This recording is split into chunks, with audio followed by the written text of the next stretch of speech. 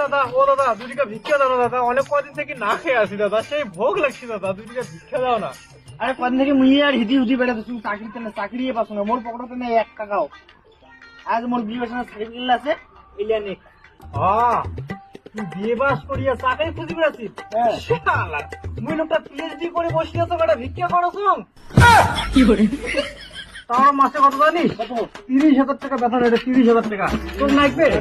মোর I যে PhD certificate লাগবে, ধরে যা, পিএইচডি সার্টিফিকেট ধরে যা। সার্টিফিকেট নাকি মোর একটু এটা মোক জায়গাতে নিও।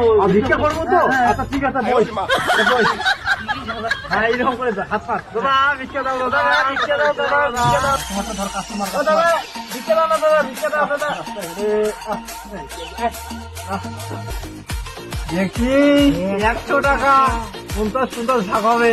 কি করে দেখছি কেমন ইনকাম।